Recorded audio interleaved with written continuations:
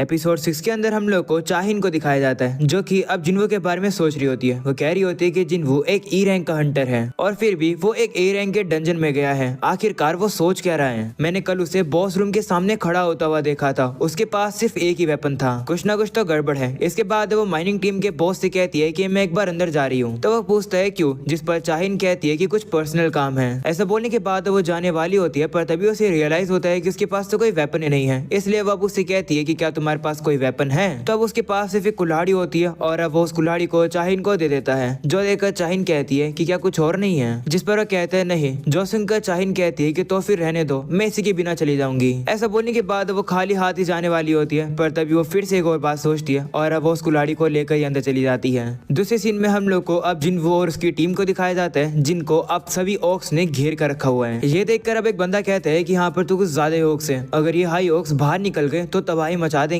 Specially ये जो 4 general है, ये तो कुछ ज्यादा ही खतरनाक है। इन सब का ऑरा बाकी सभी लोगों से काफी ज्यादा अलग है। इसके बाद अब कारगलकन सभी ऑक्स को शांत कराता है। इसके बाद हम लोग अब सोन को भी देखते हैं, जो कि मन में सोच रहा होता है कि हमारा मिशन सिर्फ गेट को क्लोज करना है। उसके लिए हमें इस डंजन बॉस को हराना होगा। वहीं पर अब कारगलकन उन लोगों से कहने लगता है, इंसानों क्या तुम मुझसे डर रहे हो। ऐसा बोलने के बाद अब उसका एक काफी खतरनाक ऑरा बाहर निकलता है, जो देखकर सभी लोग काफी ज्यादा घबरा जाते हैं। उन लोगों से तो ढंग से खड़ा भी नहीं हुआ जा रहा होता है। वहीं सोन तो फिर से थोड़ी बहुत हिम्मत जुटाता है और पूछता है कि आखिर तुम हमें यहाँ क्यों लेकर आए हो। तो कारगलकन कहता है कि तुम बस मेरे लिए एक मजा हो। मैं तुम लोग को एक एक करके मारना चाहता हूँ, जिससे कि मेरे सोल्जर्स काफी ज्यादा एंटरटेन हो जाएं। ये सुनने के बाद वो सभी लोग फिर से काफी ज्यादा डर जाते हैं। वहीं सोन कहते हैं कि क्या बस हम लोग इनके लिए एंटरटेनमेंट है, हमारी जाने तो बस इन लोगों के लिए खिलौना है। तभी कारगलकन अब जिन्वू को नोटिस कर लेता है और कहता है कि इन हंटर्स के बीच में कुछ न कुछ तो अजीब है, पर कोई बात नहीं। ऐसा बोलने के बाद अब कारगलकन अपने मास्क को पहन लेता है। ये देखकर सोन आगे बढ़ता है हमला करने के लिए और अब अपने साथियों से भी कहता है कि एक साथ हमला करो। पर वो देखता है कि उसके साथी तो कुछ ज्यादा ही डरे हुए होते हैं। वो लोग तो सामने आ ही नहीं रहे होते हैं। जो देखकर सोन को अकेले ही लड़ने आना पड़ता है और अब वो जाकर कारगलकन के ऊपर हमला करता है। पर तभी कारगलकन ह्यूम ऑफ प्रोटेक्शन नाम की पावर को यूज करता है और अब वो सोन के अटैक को रोक लेता है। और क्योंकि सोन अब हमला नहीं कर पाता है, इसलिए वो अब नीचे आकर खड़ा हो जाता है। जो देखकर कारगलकन उससे कहता है कि तुम बेवकूफ हो। ऐसा बोलने के बाद वो अपनी ग्रेविटेशन मैजिक का यूज करके सोन को हवा में उड़ा देता है और अब उसे काफी ज्यादा तेज स्पीड में नीचे भी गिरा देता है। और अब वो सोन के साथ लगातार ही ऐसा करने लगता है। वो उसे नीचे उठाता है और अब ऊपर से नीचे उसे पटकने लगता है। ये देखकर सोन के साथियों के तो बिल्कुल भी बस की नहीं होती है सोन की मदद करने की। वो सभी लोग तो बस दूर से खड़े होकर इस तमाशे को देख रहे थे। इसके बाद अब कारगलकन वापिस से अब सोन को नीचे फेंकने वाला होता है। वहीं सोन अब जैसे नीचे गिरने वाला होता है, तभी जिन्वू वहां पर आकर उसे पकड़ लेता है। जिन्वू अब उसे कहता है कि डंजन हंटर्स के लिए होता है, इसलिए मुझे इंटरफेयर नहीं करना चाहिए। पर क्योंकि हमारी टीम अभी खतरे में है, इसलिए क्या मैं इन सभी लोग को संभाल सकता हूँ? इन मैजिक बीस्ट को मैं संभाल लूंगा। वहीं पर ये सब देखकर एक जनरल अब जिन्वू के ऊपर हमला करने वाला होता है,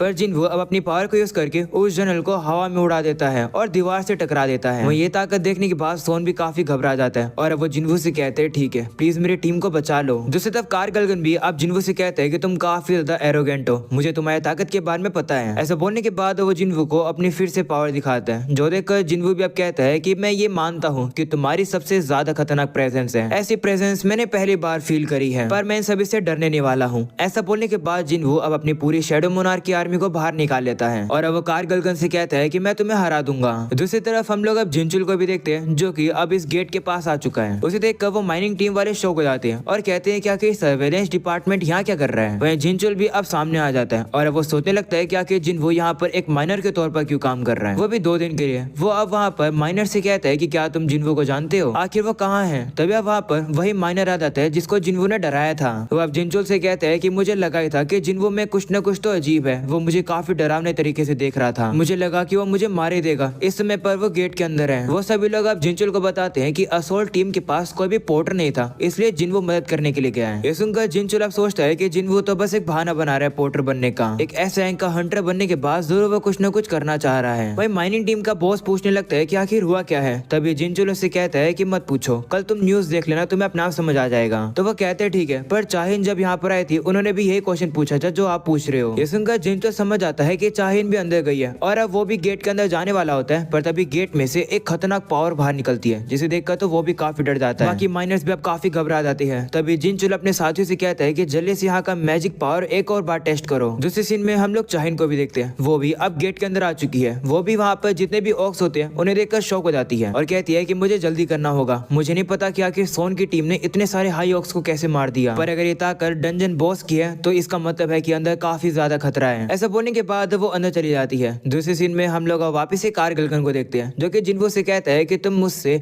इतनी छोटी सी फोर्स के साथ लड़ोगे, तुम तो एक नौसिखिए हो। जो सुनकर जिन्वो कहता है कि तुम काफी पछताओगे क्योंकि तुम हमें अंडर एस्टिमेट कर रहे हो। ऐसा बोलने के बाद जिन्वो अपनी मोनार्क डोमेन नाम की स्किल को एक्टिवेट कर देता है और कहता है कि ये एक नई जॉब स्किल है जो कि मुझे लेवल 70 पर पहुंचने के बाद मिली थी डीमन कैसल के अंदर। इस पावर को यूज करने के बाद जिन्वो की आर्मी और भी ज्यादा बड़ी और पावरफुल हो जाती है, जो देखकर वो हंटर्स भी काफी ज्यादा शौक हो जाते हैं। वो लोग अब कहने लगते हैं कि आखिर एक इंसान के अंदर इतनी खतरनाक पावर कैसे हो सकती है। जिसके बाद कारगिलगन अपनी आर्मी को जिन्वो की आर्मी से लड़ने के लिए भेज देता है और अब उन लोगों की फाइट अब शुरू हो जाती है। उन लोगों से लड़ने के लिए सबसे पहले आयरन सामने आता है। वो उन लोगों को कमजोर बना देता है। वो अपनी पावर को यूज करके सभी को अपने पास बुलाता है और जैसे सभी उसके पास आ जाते हैं वो अपने वेपन को घुमाकर सभी उसको एकदम से काट देता है। दूसरी तरफ हम लोग ग्रिस को भी देखते हैं, जो कि सिर्फ एक ही जगह पर खड़ा रहकर ऑक्स को एक ही बारी में खत्म कर देता है। जिसके बाद अब वापस से जिन्वो को भी दिखाया जाता है, जो कि अब काफी तेज स्पीड का यूज करके ऑक्स को इतनी जल्दी मार रहा होता है कि उन्हें तो पता भी नहीं चल पाता है कि उनके साथ हुआ क्या है। जिन्वो की स्पीड देखकर वो हंटर्स कहने लगते हैं कि ये ताकत तो बिल्कुल वैसी है जैसी वाइस मास्टर की है। आखिरकार इतना ताकतवर पर्सन हमारा पोर्टर क्यों बना हुआ था। दूसरी तरफ जिन्वो भी अब सोच रहा होता है कि ये जो ऑक्स है इनकी स्ट्रेंथ बी रैंक के हंटर्स के बराबर की है। मेरे सोल्जर्स 5 से 4 बार मर रहे हैं एक हाई ऑक्स को हराने में। मुझे कैसे भी करके ऑक्स के नंबर को कम करना होगा। वहीं ये देखकर कारगिलगन अपनी फायर पावर को यूज करता है और जिन्वो के सोल्जर्स को काफी ज्यादा कम कर देता है। वो अब जिन्वो से कहता है कि तुम्हारे सोल्जर्स यूजलेस हैं, ज्यादा एरोगेंट मत बनो। जिस पर जिन्वो कहता है कि ये बात तो तुम्हें खुद से कहनी चाहिए, मैं अपने सोल्जर्स को इन्फिनिटली समन कर सकता हूँ। ऐसा बोलने के बाद जिन्वो अपने फिर से सोल्जर्स को समन कर देता है। ये देखकर कारगिलगन अपनी प्रोटेक्शन को फिर से जिन्वो के ऊपर फेंक देता है, पर जिन्वो अब काफी तेजी से उस अटैक को डॉज करके पीछे आ जाता है। ये देखकर कारगिलगन अपने ग्रेविटेशन मैजिक का यूज करके कुछ पत्थरों को उठाकर जिन्वो के ऊपर फेंक देता है, पर जिन्वो अब भी इन अटैक से बच रहा होता है, पर जिन्वो के सोल्जर्स मर रहे होते हैं। कारगिलगन अब जिन्वो से कहता है कि मैं तुम्हारे सोल्जर्स को इतनी देर तक तबाह करता रहूंगा जब तक तुम्हारा मैजिक पावर खत्म नहीं हो जाता। ऐसा बोलने के बाद वो फिर से अपनी फायर पावर का यूज करके जिन्वो के सोल्जर्स को और भी ज्यादा मारता है। ये देखकर वो जो असोल्ट टीम होती है वो तो अब चुपचाप से यहाँ से साइड में हट जाती है। कारगिलगन अब जिन्वो से कहने लगता है कि मैं ये देखना चाहता हूँ कि तुम कितनी देर तक टिक सकते हो। इसके बाद हम लोग अब जिनचुल के साथी को देखते हैं, जो कि अब जिनचुल को बताता है कि मैंने टेस्ट कर लिया है, ये जो ए रैंक का गेट है इसकी ताकत एस रैंक के गेट के बराबर की है। जो सुनकर जिनचुल कहता है कि तो फिर जल्दी से ये बात मास्टर को बताओ, हम लोग असोल्ट टीम की मदद करने के लिए जल्दी रेडी होंगे। इसके बाद अब वापस एक गेट के अंदर का सीन दिखाया जाता है, जहाँ पर जिन्वो के सोल्जर्स सब हार रहे होते हैं। जो देखकर कारगिलगन अब जिन्वो का मजाक उड़ाता है और कहता है कि मेरे आर्मी के नंबर्स और ताकत तुमसे ज्यादा है, तुम्हारा एमपी काफी जल्द खत्म होने वाला है। वहीं जिन्वो भी देखता है कि हाँ सही में उसका एमपी तो काफी जल्द खत्म होने वाला है, पर तभी जिन्वो से कहता है कि मैंने कहा था कि मुझे अंडर एस्टिमेट मत करना। ऐसा बोलने के बाद जिन्वो एक पोशन को बाहर निकाल लेता है और उसे पीकर अपने एमपी को बढ़ा लेता है और कहता है कि मेरी असली स्किल तो अब शुरू होगी। ऐसा बोलने के बाद जिन्वो अपनी पावर अराइज का यूज करता है, जिससे कि अब वो कारगिलगन के सोल्जर्स जो कि मर चुके थे उन्हीं की सोल को एक्सट्रैक्ट करके अपनी आर्मी में ऐड कर लेता है। जो देखकर कारगिलगन काफी शौक हो जाता है। तभी जिन्वो बाकी के सभी ऑक्स से भी कहता है कि तुम सभी लोग भी काफी जल्द मेरी शैडो बन जाओगे और साथ में कारगिलगन तुम भी काफी जल्द मेरे सोल्जर बन जाओगे।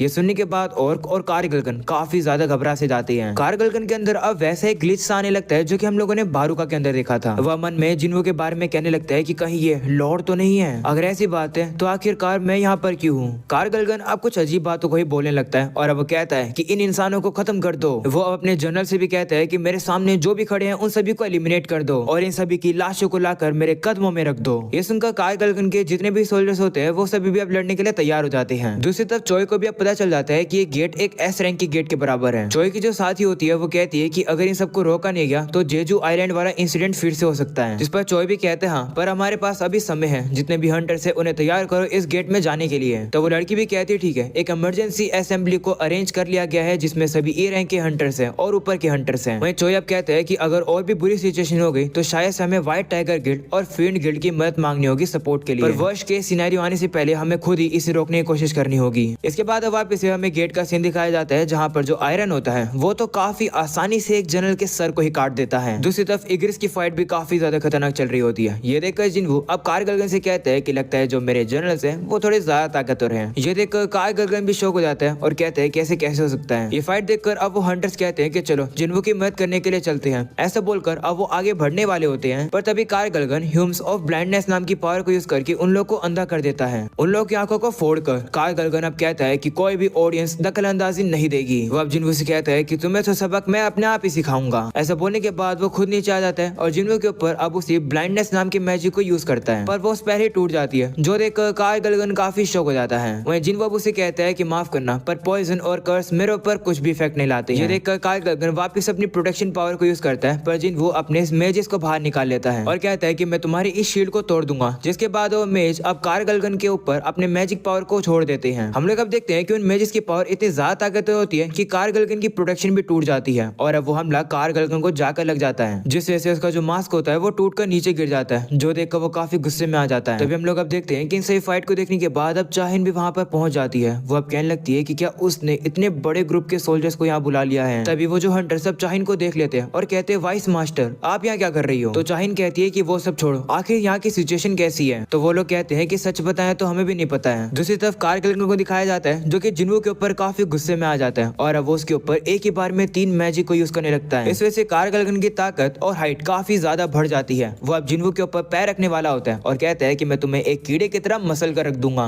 जिसके बाद वो जिन्वू के ऊपर पैर रख देता है, पर हमें अब दिखाया जाता है कि जिन्वू को तो कुछ भी नहीं हुआ होता है। जिन्वू अब उसे कहता है कि मुझे जाइंट्स पसंद नहीं है, मेरी मेमोरीज में वो काफी ज्यादा बुरे हैं। ये सुनकर कार गलगन अब उसके ऊपर फायर मैजिक का यूज करता है। वो अब फायर मैजिक को हर एक जगह से छोड़ने लगता है। इस वजह से उसके जो ऑर्क होते हैं वो भी मर जाते हैं, पर उसे फिर भी फर्क नहीं पड़ रहा होता है। पर जिन्वू को तो अब भी कुछ नहीं हुआ होता है। वो अब जिन्वू से कहते हैं कि तुमने मेरी ताकत देख ली है, क्या तुम अब भी मेरे खिलाफ जाना चाहते हो। इस पर जिन्वू कहते हैं हाँ बिल्कुल। ऐसा बोलने के बाद जिन्वू एक छलांग लगाता है और अपने वेपन को बाहर निकालकर सीधा कार गलगन की आंखों में दे मारता है। इसके बाद जिन्वू जाकर अब एक रस्सी पर लटक जाता है और कहते हैं कि तुमने अपना साइज इतना ज्यादा बढ़ा लिया है कि तुम्हें टारगेट करना इतना ज्यादा इजी हो गया है, तुम अब मेरे सामने टिक नहीं पाओगे। जो सुनकर कार गलगन फिर से गुस्से में आ जाता है और इस बार तो वो ब्लेजिंग फायर को यूज करता है। इस वजह से अब जो पूरी जमीन होती है वो पूरी ही लावा की बन जाती है और वो जिन्वू के ऊपर हमला करने लगती है, पर जिन्वू सभी अटैक्स को डॉज करने लगता है। जिन्वू तभी अपने डैगर्स को बाहर निकालकर कार गलगन के ऊपर हमला करता है। इस वजह से कार गलगन अब अटैक को रोक लेता है। इस वजह से जिन्वू अब जमीन के ऊपर खड़ा हो पाता है और कहता है कि मेरे डैगर इसको ज्यादा डैमेज नहीं कर रहे हैं, इसलिए मुझे अब ये करना पड़ेगा। ऐसा बोलने के बाद जिन्वू अब अपने हाथ को यूज करता है और अब उससे एक काफी बड़ी चेन को पकड़ लेता है